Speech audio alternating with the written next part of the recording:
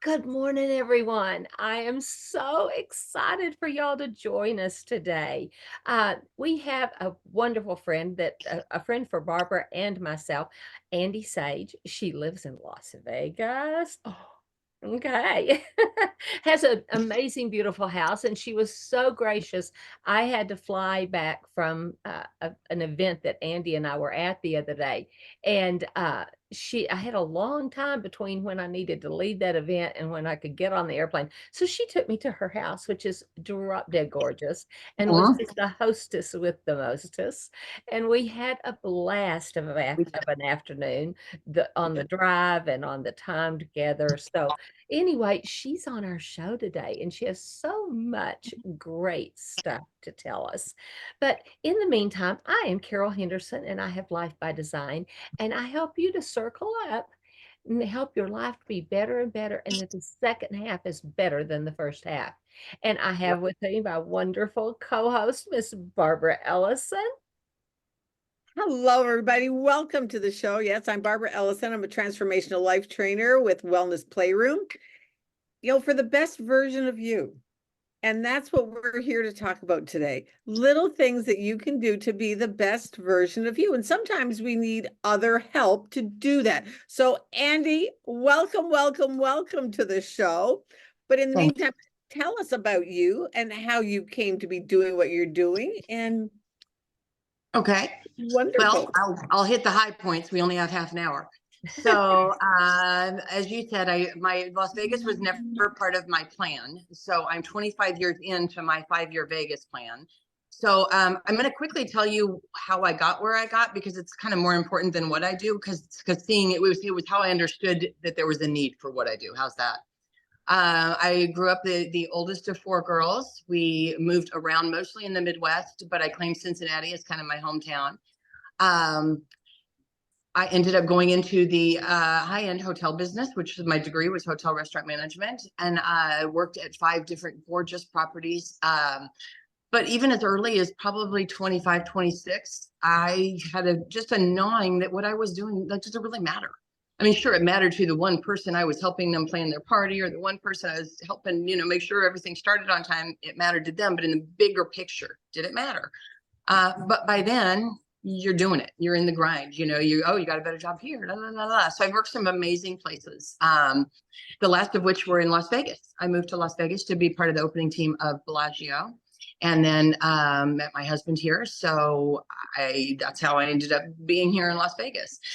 Specifically to what I'm doing now, though, as everybody, we all experienced 2020, and that was out of nowhere. When you're doing your due and you're making your plans, and something hits, regardless of your opinion or what side of the fence, when something happens, you have to react or pivot and I think we all do a fair amount of that.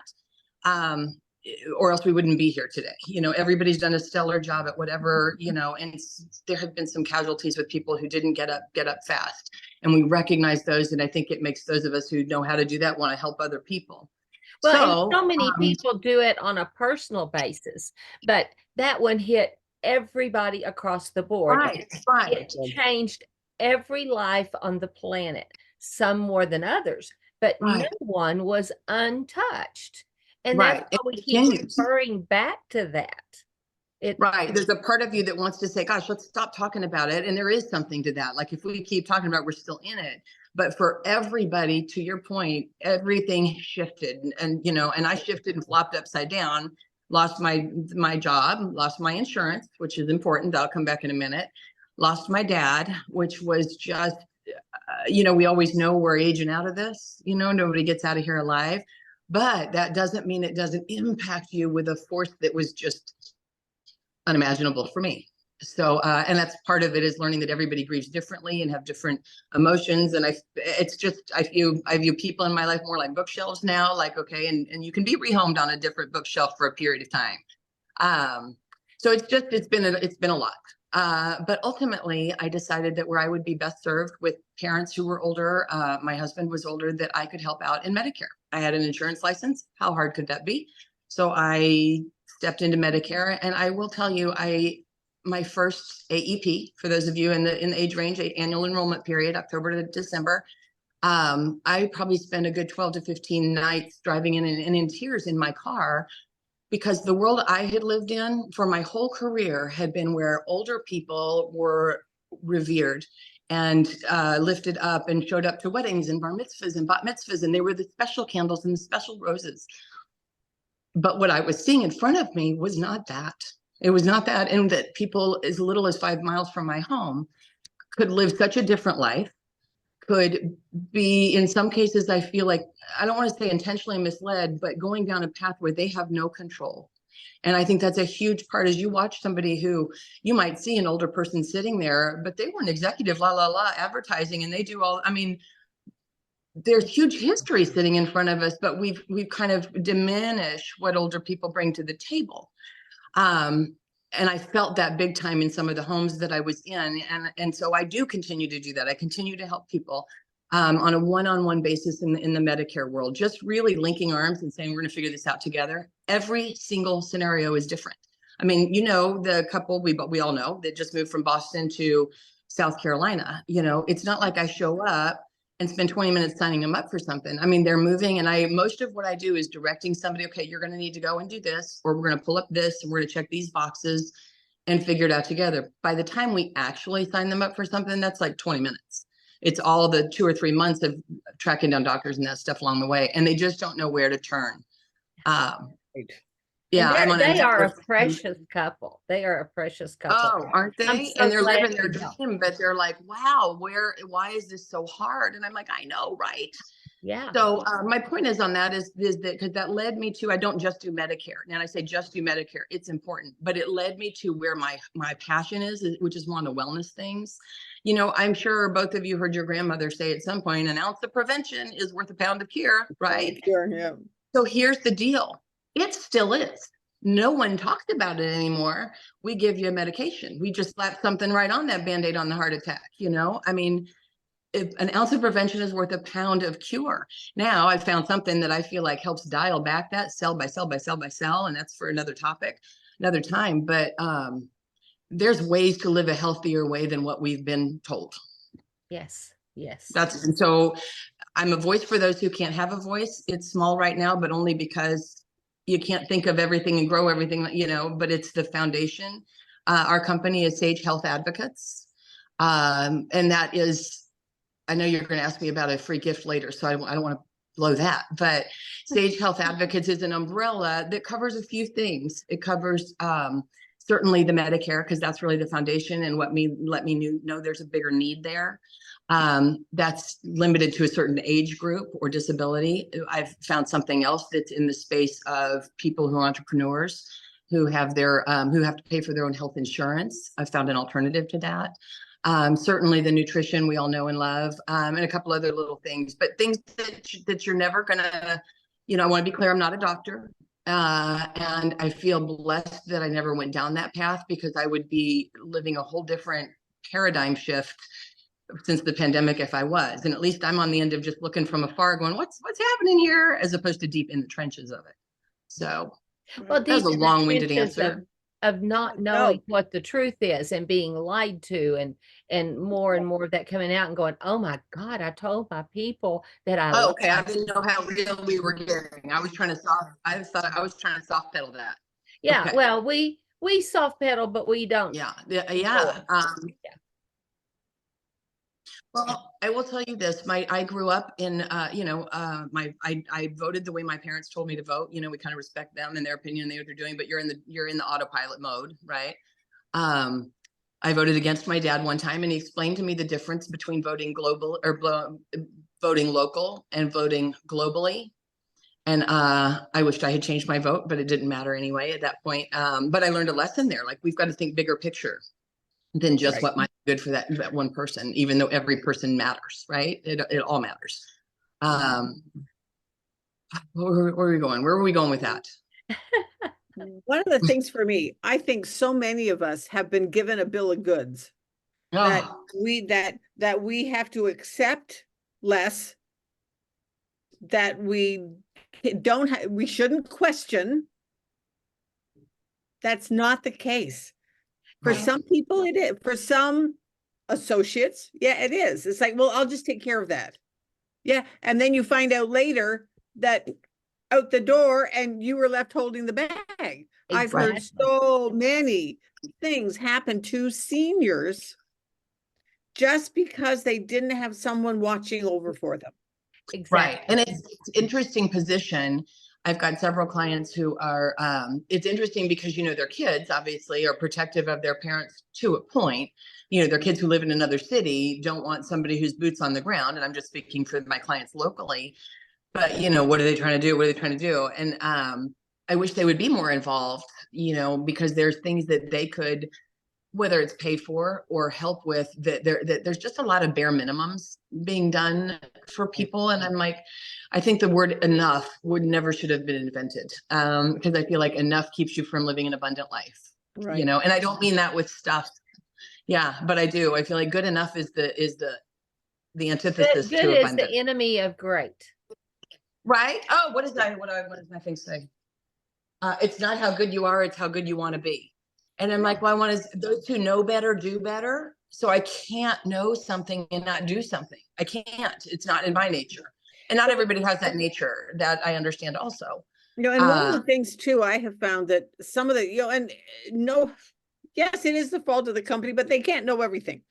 But one day, some friends of mine and we were all meeting. It was a meetup group. And a friend of mine, one of the girls came in and she said, oh, I just came from the Y. I feel so good. And I said, gee, I wish I could go to the Y, but where I live, I'm out of the district for the Y without paying an arm and a leg, and extra fees or very limited programs or all of those things because I'm out of district. And she said, well, Barb, it's part of your Medicare. I said, what is? She says, well, haven't you ever heard of silver sneakers? And I said, well, what's silver sneakers? She said, well, you can go to the Y. You can go to a lot of the different wellness places. So I called my insurance gal and I said, do I have silver sneakers? And she went, yeah, no. And it was like, oh, can I get it? And I was so proud of myself that when I said, can I get it? She said, well, let me look. Because she's much younger than I am. She said, well, let me look. She came back the next day and said, oh yeah, you can get it. And here's all we have to do is saved money. It saved money. What plan did you change from plans to make that happen? I changed plans. I changed companies because the company I was with didn't offer it. Right. And it's interesting because when you say she's younger than you are, at least in our county, there's 57 products on the carriers I carry. And I don't carry all of them. And I specifically don't carry all of them that don't have a lot of doctors attached, because that's one of the frustrations. So why would I pigeonhole somebody into something? I wouldn't. My thing is, in my conversations that I have with people, I call them discovery conversations, are scheduled for an hour, not limited to an hour. It depends. But I don't know if I can help, but I certainly know that if I don't talk to somebody, I know I cannot help them. Right. So I feel like if I'm willing to give up an hour of my time to potentially help, and that help might be like, oh, good, Barbara, I'm glad you have an agent. She did right by you. We're in a period of time where you could change that. I was on I am on a Nextdoor thread right now. And the mistruth that is going on between people adamant about what comes with, what doesn't come with, how they can make the Medicare thing work. And the bottom line is every single person has a different situation. So what is horrible for one person might be the cat's meow for somebody else. So it's, as an agent, I'm kind of waiting for all the conversations to sift out. And then I'm going to be like, what I do know is that there's a whole lot of misinformation and people who need help. Pick me off the page, but I'm offering, In our situation, just so you know, and our viewers know, we live in a county, everybody knows I live up on the lake. It's kind of out of the beaten path. But in my county, I can get features that my husband cannot. We cannot be on the same plan. And that's just this little nuance with age and needs and stuff like that. And so, you need somebody like Andi to help you walk through this. So, I think this is a perfect time to segue into what she is offering you. And we'll give her a second to tell you how to get a hold of her, because it is important. We had someone that got us into a bad plan one time and nothing got covered. I went with one doctor. That's my greatest fear. So there's no way, Yeah. Well, we had one doctor. It was my first time to do a plan. I was kind of talked into it for Keith. And we went from paying $25 for a visit, an office visit, or 22, whatever it was, to we had to pay 100 and something per visit, and they would reimburse us 35. Oh, Yeah. the Oh, reimbursing is a hassle, and then only 35. yes. It was horrific. So here's And what I so, know. Not only is every person different, every state is different, but it's actually not even state, it's county. yes, So like when county. I say there's 57 plans, Yeah. county, like the amount, which And on top of that, we so don't I live will in the tell you though, county if I for our don't know town. something, I'm not. Yeah, we're in a different county than where our town is, where our address is. Well, I will tell you, I So, had one couple. It's more rare than happens that I have a couple that are on the same one and the same doctors. That's just more rare than it is common. really. We have different needs. So yes, insurance usually every now and then, and it's usually with a couple people who are both super healthy. They're like, oh yeah, we're fine with that. That's the kind of person that might have the same doctors. There's something I was going to mention though, that you said it'll come back. It'll come back. It always does. But that's what I want to offer is a discovery conversation with not just one person. I don't want to do that because then one person has a good experience. And yes, they tell other people. But if your viewers, any of them and all of them, I will commit to a 1 hour scheduled discovery conversation. It can be, if it's local, it certainly can be a meetup coffee. That's my favorite. Face-to-face Zoom or a phone call. And I have some that really like the text because they want to keep track of the conversation. Mhm. And I'm fine with that too. I'm happy they know how to text. So I will meet people where they are in that journey. But I have seen absolute miracles happen with people just by taking a look at something different than what the big pharma world has told us is out there. Right. Yes. So yes. you Well, can tell reach people me. how My to get a email hold of you. is Now that's what I was saying. I was saying, tell people how to get a hold of you. my email is easy. Andi Sage, ANDISAGE at outlook.com. And if you'd prefer a phone number, it is 702-757-8399. Either one is good. I am an excellent responder. If you have not heard from me in 24 hours, it means every single person is booking a call right now and I'm just swamped. So that's a good thing. But no, if you haven't heard from me, it means I didn't get it. But again, Andi Sage at outlook.com and 702-757-8399. Okay. Well, Cool. Andi, this has Thanks, been Andy. This was great. awesome. It really has. It's been wonderful. Thank you so much for coming on. And guys, Oh, it was I do fun. suggest that you Thank put you the for time. having me on, both of you. Bye.